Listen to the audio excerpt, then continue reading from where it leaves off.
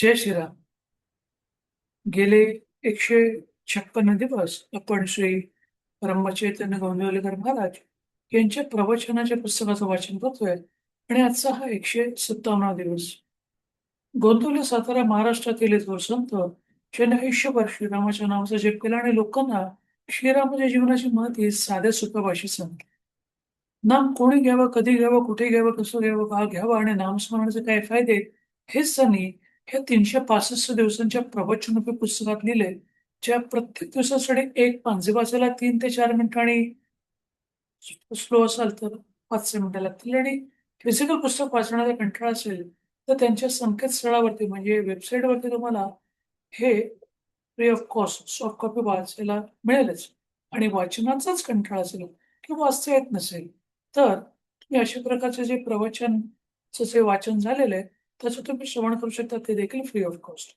त्याच्या सगळ्या लिंक तुम्हाला डिस्क्रिप्शनमध्ये कमेंटमध्ये मिळतील. जर तुम्हाला मिळालं असेल आणि तुम्ही अगोदर वाचलेलं असेल, ऐकलेलं असेल तर तुम्ही जय श्रीराम म्हणून कमेंटमध्ये लिहा.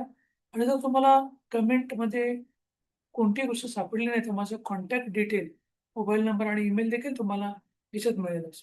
आता आपण 157व्या दिवसाचं जे प्रवचन आहे त्याचं आपण वाचन करत आहोत. त्याचं शीर्षक आहे वैराग्य वाचून सारा परमार्थ लटका आहे. वैराग्य म्हणजे आपण जे संन्यास घेतो तो. पक्ष्यांची पिल्ले त्यांच्या पंखाखाली वाढतात. त्याचप्रमाणे घरातल्या माणसांना आपल्या प्रेमाच्या आश्रयात ठेवावं.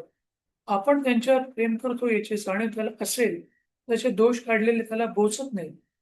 आईने मुलाचे दोष त्याला सांगितले तरी त्याला त्याचं वाईट वाटत नाही. रोग्याच्या अंगातला ताप निघाला की त्याला शक्तीचं औषध लावतो. पण शक्ती येणे हे स्वाभाविक आहे. त्याचप्रमाणे अंतःकरण शुद्ध झाले की परमार्थ सोपा होतो. म्हणजे आपलं जर आतमधला जे मन आहे हे जर क्लीन असेल तर आपल्याला परमार्थ करणं अगदी सोपं जातं. परमार्थात मनाचे कष्ट आहेत कारण आपल्याला मनाच्या आजपर्यंतच्या सवयीच्या उलटे जायचं आहे. आणि म्हणूनच परमार्थाला अगदी स्वतःपासून सुरुवात करायची असते. आतमध्ये भगवंताचे अनुसंधान ठेवून बाहेरून वृत्ती आवरण्याचा जो प्रयत्न करेल त्याला परमार्थाचा अनुभव फार लवकर येईल.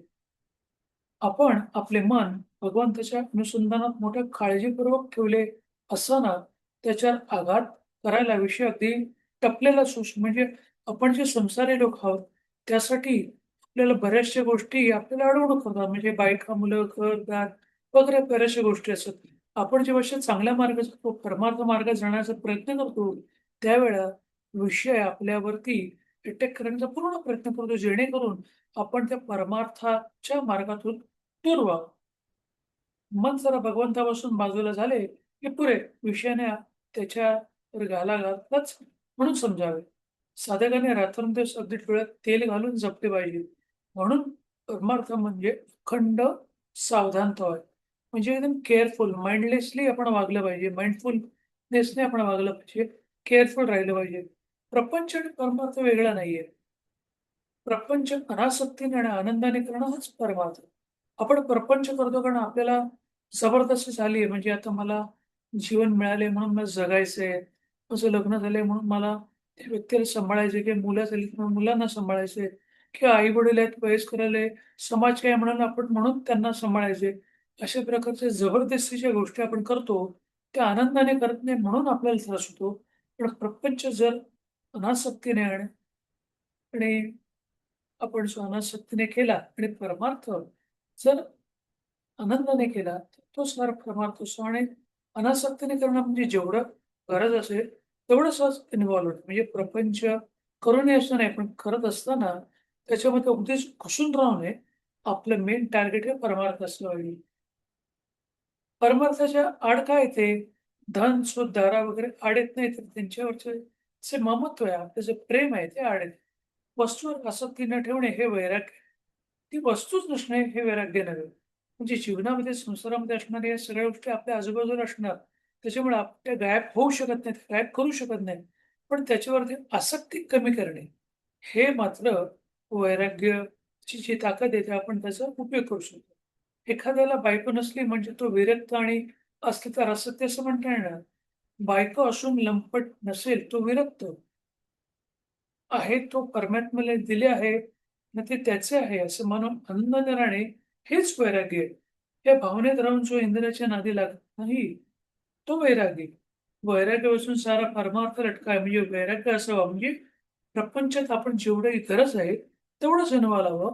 ह्या सगळ्या गोष्टी संसारात आहेत, त्याचा आपण आनंद उपभोगावा आणि संतांनी दिलेले नामस्मरण, संतांनी दिलेले जो मार्ग आहे त्याच्यावरती चालत राहावं. हेच आपण जे केलं तर आपल्याला परमार्थ सुख पावतो. कोणतीही गोष्ट अभ्यासानेच साध्य होत असते. आज खरी भक्ती नाही म्हणून परमेश्वराचे स्मरण नाही आणि भगवंताचे स्मरण ठेवण्याचा अभ्यास केल्याशिवाय खरी भक्ती येत नाही. म्हणजे आपल्याला सुरुवात केल्याशिवायच आपल्याला ते संपणार नाही. सुरुवात करायला पाहिजे, रोज त्याचा अभ्यास करायला पाहिजे. मग त्या गोष्टी आपल्याला ऑटोमॅटिक येतील. शहाण्या माणसाने उगीच विकल्पना लढवता भगवंताचे स्मरण ठेवायला आरंभ करावा. ज्या ठिकाणी आपल्याला ओळखीचे कुणी नाही, आपले आप्त कुणी नाही, तिथे आपल्याला कुणी मान देत नाही. अशा ठिकाणी राहून अनुसंधानाचा अभ्यास करावा. म्हणजे आपल्याला काही चार लोकं जर लाज वाटत असतील, की आपल्या आजूबाजूला नातेवाईक आहेत, मित्रमंडळी आहेत, ओळखीचे लोकं आहेत. म्हणून जर आपल्याला लाज वाटत असेल परमात्माची, परमार्थाची, तर आपण अगदी लांबच्या ठिकाणी जाऊ, तिकडे तुम्हाला कोणीच ओळखत नसेल, अशा ठिकाणी जाऊन परमात्म्याचं नामस्मरण करावं. संतांनी सांगितलेले जे मार्गदर्शन आपल्याला केलेलं त्यानुसार कामं करावीत. त्याने दिलेली पुस्तकं वाचावीत. ते दिलेले जे अभ्यास आहे ते करावं. या सगळ्या गोष्टी आपण कराव्यात आणि ते करण्यासाठी रोजचा अभ्यास करावा. जिथे कुणी आपल्याला ओळखीचे नाही असे स्थान आपल्या अभ्यासाला फार चांगले असे शेवटचं वाक्य. बाह्यांगाने करावी प्रपंचाची पंचाची संगती, चित्ती असावा एक रघुपती. म्हणजे आपण कर्म करत असताना म्हणजे संसार करत असताना आपल्याला त्याच्यामध्ये इन्व्हॉल्व व्हावं लागेल थोडंफार, पण आसक्ती त्याची ठेवू नये. ते वरवरचं असून ठेवून आपण ते काम करावं. पण मनातून, आतून आपली त्याच्यावरती भक्ती असावी.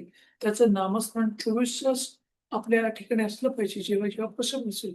म्हणूनच तुकाराम महाराजांबद्दल म्हणतात, सकाळी उठल्यापासून अगदी रात्री झोपेपर्यंत त्याच्या तोंडात विठ्ठल हे नाव असायचं. अगदी परसाकडला जाताना म्हणजे सुचिर्वित होताना म्हणजे 2 नंबरच्या ठिकाणी जाताना देखील त्यांच्या तोंडातून विठ्ठल, विठ्ठल हेच नाव यायचं. हे सगळ्यांना सोबत नाही किंवा जमू शकणार नाही, पण काही गोष्टी प्रॅक्टिसने येतात आणि त्यासाठी आपल्यालाही प्रॅक्टिस करायलाच पाहिजे. आता हे जे 157व्या दिवसाचं तुम्ही जे प्रवचनाचं श्रवण केलं, आता त्याच्याबरोबर आपण 11 श्रीरामाच्या नावाचा जप करूया. तुम्ही देखील या श्रीरामाच्या नावाचा जप करा. श्रीराम, श्रीराम, श्रीराम, श्रीराम, श्रीराम, श्रीराम, श्रीराम. श्रीराम, श्रीराम, श्रीराम, श्रीराम, श्रीराम. श्रीराम, श्रीराम, श्रीराम, श्रीराम. धन्यवाद तुमचे हे 157व्या दिवसाचं जे प्रवचनाचं वाचन झालं, त्याचे श्रवण केल्याबद्दल तुमचे धन्यवाद. तुमचा उर्वरित दिवस असाच आनंदाचा, सुखाचा आणि आरोग्यपूर्ण जावो, हीच त्या श्रीरामचरणी इच्छा व्यक्त करतो आणि इथे संपवतो. जय श्रीराम, जय श्रीराम, जय श्रीराम, जय श्रीराम, जय श्रीराम, जय श्रीराम, जय श्रीराम, जय श्रीराम.